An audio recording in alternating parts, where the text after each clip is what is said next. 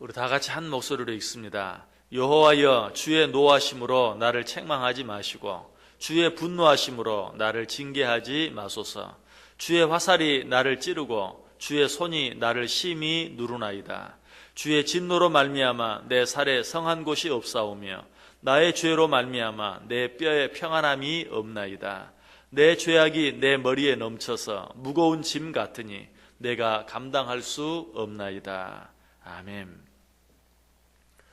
우리 지난 시간에 같은 말씀 가지고 죄를 자복하는 자가 받는 축복, 죄를 자복하는 자, 회개하는 자는 죄의 가리움을 받고 죄의 사함을 받는 축복을 받게 된다라고 말씀드렸어요. 우리가 죄를 짓고도 그 죄를 회개하기만 하면 하나님께서는 축복을 주세요. 얼마나 놀라운 은혜인지 몰라요.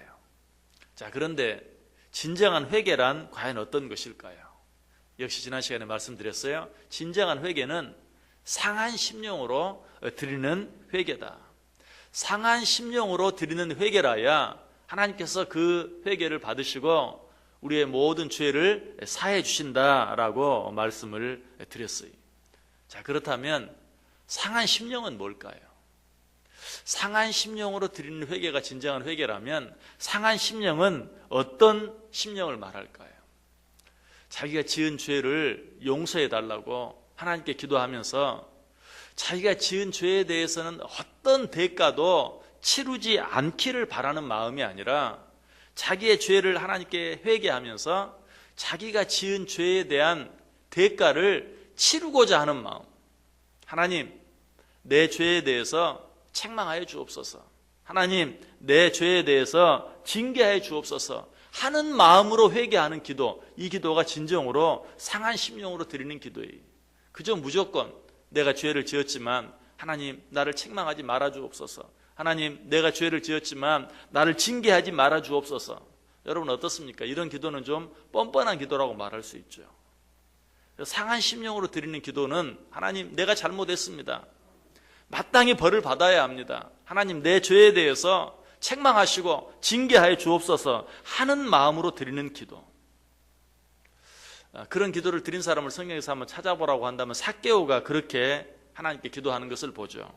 누가복음 19장 8절에 삭개오가 서서 주께 여짜오되 주여 보시옵소서, 내 소유의 절반을 가난한 자들에게 주겠사오며 만일 누구의 곳을 속여 빼앗은 일이 있으면 네 갑절이나 갚겠나이다. 삭개오가 예수님을 만나고 변화되어져서 지난날 자기가 지었던 죄를 회개하는 것이, 그런데 어떻게 회개합니까? 하나님, 내가 큰 죄를 지었습니다. 용서해 주옵소서. 이렇게만 기도합니까? 아니, 자기가 지은 죄에 대해서 내가 다른 사람의 것을, 세리로서 다른 사람의 것을 내가 과하게 빼앗았습니다. 이제 그것을 내가 돌려주겠습니다. 내 소유의 절반을 가난한 자들이 주겠습니다. 또 강제로 빼앗은 것에 대해서는 네 갑절이나 갚겠습니다. 여러분, 이런 기도가 진정으로 상한 심령으로 드리는 기도예요. 잘못했습니다. 무조건 용서만 해달라, 이게 아니고 내 잘못에 대한 죄가를 내가 치르겠습니다. 내 잘못에 대해서 내가 그 모든 잘못한 일들에 대해서 갚겠습니다 하는 마음이 있는 기도, 이 기도가 진정으로 상한 심령으로 드리는 기도예요. 예수님 옆에 달려 있었던 한 강도도 마찬가지. 정말 그가 십자가에 달려서 예수님을 만나고 그가 뭐라고 말하죠? 누가복음 23장 41절에 보면 우리는 우리가 행한 일에 상당한 보응을 받는 것이니 이에 당연하거니와. 강도가 예수님 십자가 곁에서 예수님을 만났어요. 그러면서 말합니다. 지금 내가 십자가에 달려 있는 것은 내가 지은 죄로 인하여 그 지은 죄에 대한 상당한 보응을 받는 것이다. 그러므로 이것은 당연하다. 죄를 지은 내가 그 죄값으로 지금 십자가에 달려 있는 것은 당연하다. 여러분, 이 마음이 상한 심령이, 그저 죄에 대해서 용서만 해달라는 것이 아니라 내 죄에 대한 대가를 받는 것이 당연합니다 하는 이런 마음이 있어야 한다는 것이. 자, 그런데 무서운 것은 뭡니까? 우리가 지은 죄에 대해서 그 죄값을 치르면 어떻게 되죠? 하나도 살아남을 자가 없어요. 우리의 지은 죄대로 우리가 죄값을 치른다면 우리는 다 죽을 수밖에 없는 죄를 지었기 때문에 죽을 수밖에 없는 죄인들이기 때문에 그 죄로 말미암아 그 죄의 대가를 치른다면 우리 가운데는 살아남을 자가 한 사람도 없다는 것이. 시편 76편 7절에 보면 주께서는 경외 받을 이시니 주께서 한 번 노하실 때 누가 주의 목전에 서리이까. 주님이 한 번 우리의 죄에 대해서 진노하시면 그 앞에 설 자가 없다는 것이, 살아남을 자가 없다는 것이. 시편 130편 3절에도 여호와여 주께서 죄악을 지켜보실진데 주여 누가 서리이까. 우리가 지은 죄대로 우리의 죄값을 치르게 하신다면 누가 하나님 앞에 설 수 있습니까? 누가 하나님 앞에서 살아남을 수 있습니까? 라고 이야기하고 있어요. 자, 그렇다면 어떻게 해야 될까요? 진정으로 상한 심령으로 드리는 기도가 어떤 기도라고요? 하나님, 내가 지은 죄를, 그 대가를 내가 치르게 해주옵소서. 그런데 그 대가를 치르면 어때요? 살아남을 수가 없어요. 자, 그렇다면 우리가 어떻게 기도해야 합니까? 오늘 시인은 이 사실을 알고 이렇게 기도하죠. 1절 보세요. 여호와여 주의 노하심으로 나를 책망하지 마시고 주의 분노하심으로 나를 징계하지 마소서. 하나님, 내 죄를 책망하시고 하나님, 내 죄에 대해서 징계하시되 어떻게 해달라고요? 노함으로 하지 마시고 분노함으로 하지 마옵소서. 그럼 어떻게 해달란 말이에요? 인자하심과 자비하심과 긍휼하심으로 내가 내 죄에 대한 죄값을 치르겠습니다. 그러나 하나님, 인자하심으로 자비하심으로 긍휼하심으로 내가 지은 죄대로 진노와 분노로 하지 마시고 나를 책망하시되 내 죄에 대해서 책망하시되 징계하시되 분노함으로 진노함으로 하지 마옵소서라고 하나님께 기도하고 있는 것을 보게 돼요. 여러분, 바로 이런 기도가 상한 심령으로 드리는 기도예요. 내가 내 죄값을 모르는 채 하지 않겠습니다. 내가 내 죄값을 받겠습니다. 그러나 그렇게 하면 내가 죽을 수밖에 없사오니 주여 나를 책망하시고 징계하시되 나는 당신의 책망과 징계를 받아 마땅한 자유로되 하나님, 진노함으로 분노함으로 하지 마시고 인자하심으로 자비하심으로 긍휼하심으로 해 주옵소서라고 기도하고 있어요. 예레미야 선지자도 그런 기도를 드렸어요. 예레미야 10장 24절에 보면 여호와여 나를 징계하옵시되 너그러이 하시고 진노로 하지 마옵소서. 주께서 내가 없어지게 하실까 두려워하나이다. 하나님, 나는 내 죄값을 치러야 합니다. 죄값을 치를 수밖에 없는 죄를 지었습니다. 나는 그런 죄인입니다.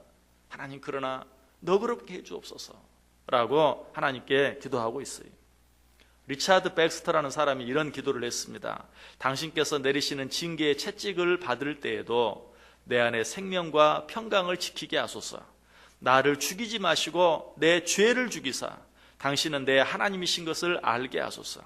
주께서 내게 베푸신 영광을 내 영혼이 조금이라도 알게 하소서. 마지막까지 믿음과 사랑으로 외치게 하소서. 오 주여 오소서. 주를 신뢰하나이다. 죄의 대가를 피하려고 하는, 모든 책망들을 피하려고만 하는 그런 기도가 아니라 하나님, 당신의 징계를 책망을 받겠나이다. 그러나 주여 그것으로 인하여 내가 죽지 않도록 살아서 당신의 영광을 드러낼 수 있도록 내게 또 한 번 기회를 주옵소서라고 기도하고 있는 것이.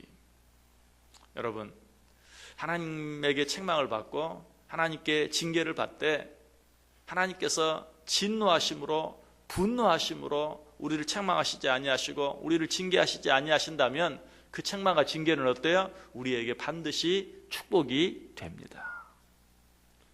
하나님이 진노하심으로 분노하심으로 우리를 책망하시고 우리를 징계하시면 우리는 죽을 수밖에 없지만 그렇게 하지 아니하시고 하나님의 사랑하심과 자비하심과 긍휼하심으로 우리를 책망하시고 우리를 징계하신다면 그 책망과 징계는 우리에게 반드시 축복이 된다. 욥기 5장 17절에 보면 볼지어다 하나님께 징계받는 자에게는 복이 있나니 그런즉 너는 전능자의 징계를 업신여기지 말지니라. 하나님께 징계받는 자가 복이 있다. 왜 그렇습니까? 징계하시되 우리의 죄대로 징계하시는 것이 아니라 사랑과 긍휼하심으로 징계하시기 때문에 그 징계가 복이 된다는 것이. 그러므로 하나님의 징계를 업신여기지 말라고 말해요. 잠언 3장 11절 12절에도 내 아들아 여호와의 징계를 경히 여기지 말라. 그 꾸지람을 싫어하지 말라. 대저 여호와께서 그 사랑하시는 자를 징계하시기를 마치 아비가 그 기뻐하는 아들을 징계함 같이 하시느니라. 여러분, 그러므로 우리는 하나님께 어떻게 기도해야 되겠어요? 하나님께 죄를 회개하면서 그저 무조건 그 죄의 대가를 피하게 해달라고만 할 것이 아니라, 하나님, 내가 죄를 지었습니다. 하나님, 나를 때려 주옵소서. 하나님, 나를 징계해 주옵소서. 무서운 기도죠. 그러나 그렇게 기도할 수 있는 이유는 무엇입니까? 하나님께서 진노로 하지 아니하시고 분노로 하지 아니하시면 하나님의 책망, 하나님의 징계까지도 내게 복이 되는, 그것을 내가 알기 때문에 우리는 하나님 앞에 그렇게 기도할 수 있어야 된다는 사실이. 자, 그러나 우리가 하나님의 말씀을 듣고도 회개하지 아니하고 그 죄를 자복하지 아니하면 어떻게 된다고요? 그런 자는 망할 수밖에 없다고 얘기했어요. 특별히 하나님께서 우리를 책망하시고 징계하시는데도 처음에는 말씀으로 징계하세요. 그러나 그 말씀을 듣고도 깨닫지 아니하면 어때요? 그때는 하나님께서 매로 우리를 징계하세요. 그러므로 회개할 때 우리는 꼭 기억해야 될 것은, 먼저 말씀으로 우리를 책망하실 때 우리는 빨리 하나님 앞에 회개할 수 있어야 돼요. 그렇지 아니하면 하나님께서 매로 우리를 징계하세요. 하나님께서 우리의 죄에 대해서 하나님께 책망하시고 징계하실 때 말씀으로 하신다고 해서 우리가 그 하나님의 책망을 없인 여기면 어떻게 돼요? 우리는 하나님께 매를 맞을 수밖에 없어요. 그러나 그때도 기회는 있어요. 매를 맞을 때도 기회는 있어요. 그때라도 돌이키기만 하면 돼요. 그러나 그때도 돌이키지 아니하면 하나님께서 어떻게 하시겠다고 말합니까? 그때는 진노와 분노로 우리를 징계하시겠다라고 말씀하고 있어요. 로마서 2장 4절 이하에 말합니다. 혹 내가 하나님의 인자하심이 너를 인도하여 회개하게 하심을 알지 못하여 그의 인자하심과 용납하심과 길이 참으심이 풍성함을 멸시하느냐. 다만 내 고집과 회개하지 아니하는 마음을 따라 진노의 날, 곧 하나님의 의로우신 심판이 나타나는 그날에 임할 진노를 내게 쌓는도다.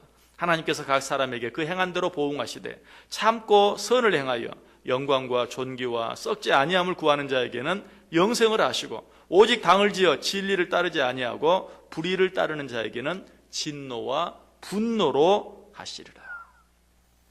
하나님께서 말씀으로 책망하실 때 우리가 속히 돌이켜 회개하면 매를 맞지 않을 수 있어요. 그러나 그렇지 아니하면 매를 맞을 수밖에 없어요. 그러나 그때라도 회개하고 돌이키면 여전히 우리 주님께서는 어때요? 우리를 사랑하심과 인자하심과 긍휼하심으로 우리를 징계하세요. 그러나 하나님께서 그렇게 하신다고 해서 끝까지 회개하지 아니하면 그때는 하나님이 어떻게 하신다? 진노와 분노로 하실 수밖에 없다. 그러면 죽을 수밖에 없는 것이. 여러분, 우리는 하나님의 이 긍휼하심, 하나님의 이 자비하심을 생각하면서 하나님께서 말씀으로 우리를 책망하실 때 속히 돌이키고 회개함으로 매로 징계받는 일을 피할 수 있어야 돼요. 그러나 혹 내 마음이 완악해져서 그 사실을 알지 못하고 매로 징계를 받는다면 그때라도 우리는 돌이켜 회개하기만 하면 어때요? 하나님의 진노와 분노로부터 벗어날 수 있어요. 그러나 그때에도 회개하지 아니하는 자는 하나님께서 진노와 분노로 우리를 책망할 수밖에 없다라고 말씀하고 있어요. 우리는 이 사실을 무엇을 통해 알게 됩니까? 노아 홍수 사건을 통해서 알게 돼요. 하나님께서 말씀으로 그들을 여러 번 경고하고 회개를 촉구했어요. 그러나 그들이 끝까지 하나님의 그 오래 참고 기다리심을 멸시하며 회개하지 아니할 때 그들은 노아 홍수라는 엄청난 심판을, 재앙을 당할 수밖에 없었다는 사실이에요. 우리 하나님께서는 이 아침에도 무엇으로? 말씀으로 우리의 회개를 촉구하고 계시는 것이, 왜? 우리를 너무나 사랑하시기 때문에. 우리는 이 하나님의 말씀 앞에서 우리의 모든 잘못된 것들을 하나님 앞에 내어놓고 회개할 수 있어야 돼요. 그러면 하나님이 어떻게 하신다고요? 하나님이 그러한 자의 죄를 가리워 주시고 그러한 죄를 사해 주시는 그런 축복을 허락하신다 라고 말하고 있어요. 성경이 뭐라고 말해요? 하나님께 그 죄를 가리우심을 받고 사하심을 받는 자들은 복이 있도다. 어제 아침에 말씀드렸어요. 영혼을 가진 우리 인간은 죄의 문제를 해결하지 아니하고는 행복할 수 없어요. 기쁠 수 없어요. 자유로울 수 없어요. 그러나 하나님의 말씀 앞에서 생각나게 하시는 나의 모든 죄를 내어놓고, 하나님, 그 죄에 대한 대가를 내가 치르겠나이다. 오직 자비하심과 긍휼하심으로만 나를 책망하시고 나를 징계해 주옵소서라고 상한 심령으로 내 죄를 내어놓고 회개할 때 하나님께서 내 영혼의 죄를 깨끗이 씻기사 어떻게? 영혼의 자유함을, 참 영혼의 기쁨을, 나에게 참 행복을 허락해 주신다. 하나님이 오늘 또 나를 사랑하셔서 잠자리에 깨워서 이 자리에 나오게 하시고 또 한 번 나의 어떤 죄를 생각나게 하시고 회개케 하신다면 하나님 앞에 마땅히 그 모든 죄를 내어놓고 회개할 수 있어야 돼요. 예수님께서 십자가의 고난을 앞에 두시고 제자들과 함께 겟세마네 동산에 올라가 기도합니다. 그리고 말합니다. 너희는 여기서 기도하라. 그러나 예수님이 와보시니까 어때요? 자고 있어요. 또 자고 있어요. 또 자고 있어요. 예수님께서는 3번이나 말씀하셨는데, 여러분 오늘 또 우리에게 말해요. 너희는 깨어 있으라. 오늘 또 우리를 잠자리에 깨우셔서 하나님께서 우리를 다시 한번 돌아볼 수 있는 기회를 주십니다. 내 안에 생각나게 하시는 어떤 죄들이 있습니까? 하나님 앞에 다 내어놓고 회개할 때 죄의 가리움을 받고 사함을 받는 진정한 내 영혼이 자유와 기쁨을 누리고, 그로 인하여 영혼을 가진 존재가 죄의 문제를 해결할 때만 누릴 수 있는 그 참 행복을 이 하루도 풍성히 누리며 살아갈 수 있는 복된 인생들 되시기를 주님의 이름으로 간절히 축원합니다. 기도하겠습니다.